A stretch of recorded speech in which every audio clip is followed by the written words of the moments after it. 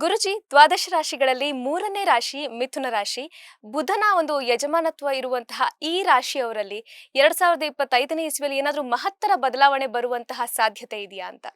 ಮಕರ ಸಂಕ್ರಾಂತಿಯ ಸಂದರ್ಭದ ಸೂರ್ಯ ನೀವು ಹೇಳಿದ ಹಾಗೆ ಮಿಥುನ ರಾಶಿಯ ಆ, ಅವನು ಏನು ಆ, ಮಿಥುನ ರಾಶಿಯ ಬುಧನಿಗೆ ಮಿತ್ರ ಅಂತಲ್ಲ, ಆದರೆ ಹ್ಮ್. ಅವರಲ್ಲಿ ಒಂದು ಅನ್ಯೋನ್ಯತೆ ಇದೆ. ಉರಿಯುವ ಕೆಂಡವಾಗಿರತಕ್ಕಂತಹ ಸೂರ್ಯ ಯಾವ ಸಂದರ್ಭದಲ್ಲೂ ತನ್ನದೇ ಆದ ಮ್ಯಾಜಿಕ್ನಿಂದಾಗಿ, ಯಾಕೆಂದ್ರೆ ಸೂರ್ಯನಿಗೆ ಒಂದು ಮ್ಯಾಜಿಕ್ ಇದೆ. ಹ್ಮ್. ನಾವು ಅವನ ತೀರಾ ಹತ್ತಿರಕ್ಕೆ ಹೋದ್ರೆ ನಮ್ಮ ಸಾವು. ಯಾವುದೋ ಒಂದು ಅಂತರವನ್ನು, ಈಗ ಭೂಮಿ ಕಾಪಾಡಿಕೊಂಡಂತಹ ಅಂತರವನ್ನು ನಾವು ಮೇಂಟೈನ್ ಮಾಡ್ಕೊಂಡ್ವಿ ಅಂತಾದರೆ ಸೂರ್ಯನಿಲ್ಲದೆ ಈ ಜಗತ್ತು ಶೂನ್ಯ. ಆ ಸಂದರ್ಭದಲ್ಲಿ ನಾವು ಇವತ್ತು ವಿಶೇಷವಾಗಿ ನಮ್ಮ ಏನು ಆ, ಇವತ್ತು ಪರಂಪರೆಯಲ್ಲಿ ಓಂ ಭೂರ್ಭುವ ಸ್ವಃ ತತ್ಸವಿತೃವರೆಣ್ಯಂ ಅಂದರೆ ಸೂರ್ಯನನ್ನು ಕೇಳ್ಕೊಳ್ಳುವಂಥದ್ದೇನು, ಬುದ್ಧಿಯನ್ನು ಪ್ರಚೋದಿಸು, ನನ್ನ ಬುದ್ಧಿಗೆ ಬೇಕಾದಂತಹ ನಿಕ್ಷೇಪಗಳನ್ನು ಕೊಡು.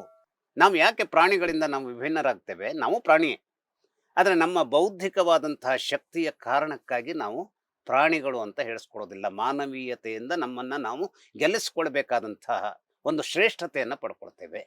ಹಾಗಾದರೆ ಆ ಬುದ್ಧಿಯನ್ನು ಪ್ರಚೋದಿಸುವಂಥವನು ಸೂರ್ಯನಾದರೆ, ಬುದ್ಧಿಗೆ ಕಾರಕನಾದಂಥವನು ಬುಧ.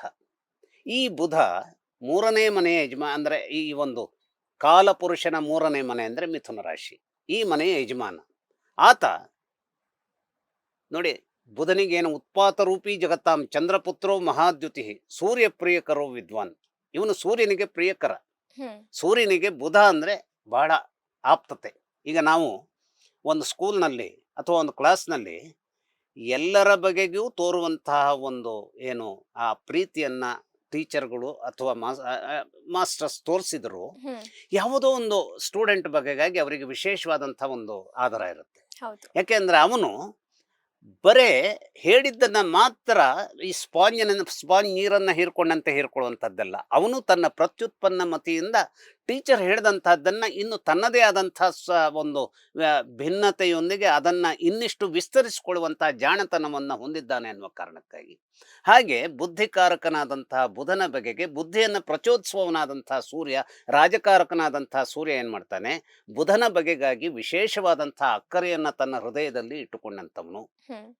ಈ ವರ್ಷ ಈ ಮಿಥುನ ರಾಶಿಯವರಿಗೆ ಈ ಮಕರ ಸಂಕ್ರಮಣದ ಸೂರ್ಯನ ಈ ವಿಚಾರದಿಂದಾಗಿ, ಈಗ ನೀವು ಕೇಳಿದ್ರೆ ಅದು 25ರ ಕಾಲಘಟ್ಟ ಅಲ್ಲ, ಅದು ಮಕರ ರಾಶಿಯಿಂದ ಮಕರ ರಾಶಿಗೆ ಹೋಗುವುದರ ಕಾಲಘಟ್ಟ. ಅಂದರೆ 25ನೇ ಇಸವಿಯ ಜನವರಿ 14ರಿಂದ ಹ್ಮ್. 26ನೇ ಇಸವಿಯ ಜನವರಿ 14ರವರೆಗಿನ ಕಾಲಘಟ್ಟ. ಹ್ಮ್. ಅಂದರೆ ಸಂಕ್ರಾಂತಿಯ ಕಾಲಘಟ್ಟದಲ್ಲಿ ವಿಶೇಷವಾಗಿ ಧೈರ್ಯವನ್ನು ಇವರಿಗೆ ತುಂಬುತ್ತಾನೆ. ಹ್ಮ್. ಇವತ್ತು ನಾವು ಬದುಕಿನ ಸಂದರ್ಭದಲ್ಲಿ ಏನು ಹೇಳ್ತೀವಿ, ಧೈರ್ಯಂ ಸರ್ವತ್ರ ಸಾಧನಂ. ಹೌದು. ನಾವಿವತ್ತು ಎಲ್ಲೇ ಎಡವಿ ಬೀಳಬಹುದಾದಂತಹ ವಿಚಾರ ಇದೆ. ಯಾವನೋ ಒಬ್ಬ ನಮ್ಮನ್ನು ಡೌನ್ ಮಾಡ್ತಾನೆ, ಯಾವುದೋ ಒಂದು ಅವಮಾನಕ್ಕೆ ನಮ್ಮನ್ನು ತುತ್ತು ಮಾಡ್ತಾರೆ, ಅಥವಾ ನಮ್ಮನ್ನು ಈ ಸಂದರ್ಭದಲ್ಲಿ ಸಂಪೂರ್ಣವಾಗಿ ಧ್ವಂಸ ಮಾಡೋದಕ್ಕೆ ಒಂದು ನಿರ್ದಿಷ್ಟವಾದಂತಹ ಗುಂಪು ಟ್ರೈ ಮಾಡ್ತಾ ಇದೆ, ಅಥವಾ ಇವತ್ತಿನ ಸನ್ನಿವೇಶ ನಮ್ಮನ್ನು ಹಾಳು ಮಾಡೋದಕ್ಕೆ ಬರಬೇಕಾದಂತಹ ಸಂದರ್ಭವಾಗಿ ನಿಂತಿದೆ ಹೇಳಿದಂತಹ ಸಂದರ್ಭದಲ್ಲೂ ಕೂಡ ಯಾವುದೋ ಒಂದು ನಾವು ಮಾಯಾಬಜಾರ್ ಸಿನಿಮಾ ನೋಡಿದಾಗೆ ಹ್ಮ್. ಅಲ್ಲಿ ಏನು ಮಾಯೆಯನ್ನು ಘಟೋದ್ಗಜ ಮಾಡ್ತಾನೆ ಅನ್ನುವಂಥದ್ದು ನಮ್ಗೆ ಅರ್ಥವಾಗೋದಿಲ್ಲ. ಹಾಗೆ ಆ ರೀತಿಯಲ್ಲಿ ಈ ಧೈರ್ಯ ಅನ್ನುವಂಥದ್ದು ಕೂಡ ನಮ್ಮನ್ನು ಎತ್ತಿ ನಿಲ್ಲಿಸುತ್ತೆ. ಹಾಗಾದ್ರೆ ಆ ಧೈರ್ಯ ಯಾಕಾಗಿ ಎತ್ತಿ ನಿಲ್ಲಿಸುತ್ತೆ? ಈಗ ಒಬ್ಬ ಕಳ್ಳ ನಮ್ಮನ್ನು ಅಟ್ಟಿಸ್ಕೊಂಡು ಬಂದಿದ್ದಾನೆ ಅಂತಾದರೆ ನಮಗೆ ಗೊತ್ತಿಲ್ಲದ ವೇಗದಲ್ಲಿ ನಾವು ಸಾಗ್ತೀವಿ. ಹ್ಮ್. ನಾವು ನಾರ್ಮಲಿ ನಾವು ಓಡ್ಲಿಕ್ಕಾದ್ರೆ ಅಷ್ಟು ವೇಗದಲ್ಲಿ ಓಡ್ಲಿಕ್ಕಾಗಲ್ಲ. ಆದರೆ ಅವನನ್ನು ತಪ್ಪಿಸ್ಕೊಳ್ಬೇಕು ಅನ್ನುವಂತಹ ಶಕ್ತಿಯ ವಿಚಾರ ಬಂದಾಗ ನಾವು ಆ ಶಕ್ತಿಯ ಸಂವರ್ಧನೆ ಆಗುತ್ತೆ. ಹಾಗಾದ್ರೆ ಎಲ್ಲಾಗತ್ತೆ? ಅಲ್ಲೂ ಕೂಡ ಅಧೈರ್ಯ, ಅವನು ನನ್ನನ್ನು ಅಪಾಯಕ್ಕೆ ದೂಡಬಹುದು ಅನ್ನುವಂಥ ಅಧೈರ್ಯ ಅದರಿಂದ ತಪ್ಪಿಸ್ಕೊಳ್ಳೋದಕ್ಕಾಗಿ ಓಡಿಸತ್ತೆ.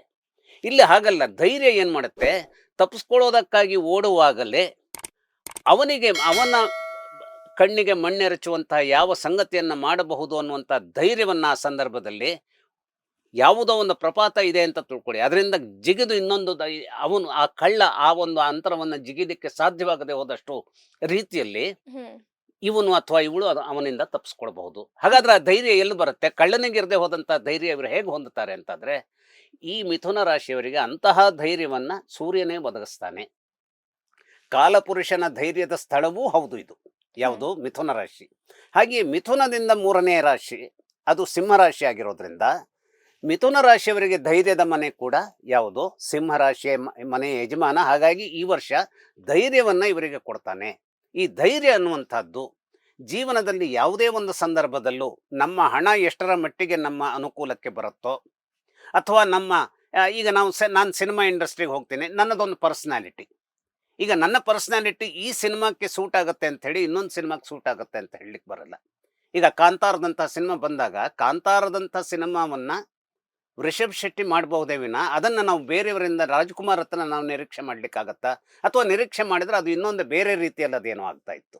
ಹಾಗಾಗಿ ನಮ್ಮದೇ ಆದಂತಹ ಒಂದು ಚೌಕಟ್ಟಿನ ನೆಲೆಯಲ್ಲಿ ನಮಗೆ ಬೇಕಾದಂತಹ ಒಂದು ಆ ಸಂದರ್ಭದ ಒಂದು ಶಕ್ತಿಯನ್ನು ಧೈರ್ಯದ ಮೂಲಕವಾಗಿ ತುಂಬುವುದರ ಮೂಲಕ ಯಾವುದೋ ಒಂದು ನಾವಿಡ್ತೀವಿ. ಏನು, ಈ ರೀತಿಯಲ್ಲಿ ಹೋಗೋಣ, ಈ ರೀತಿಯಲ್ಲಿ ಮಾಡೋಣ, ಈ ರೀತಿಯಲ್ಲಿ ಒಂದು ಸಿನಿಮಾದ ತಯಾರಿಯನ್ನು ಮಾಡೋಣ, ಅದು ಗೆದ್ದು ಬಿಡುತ್ತೆ.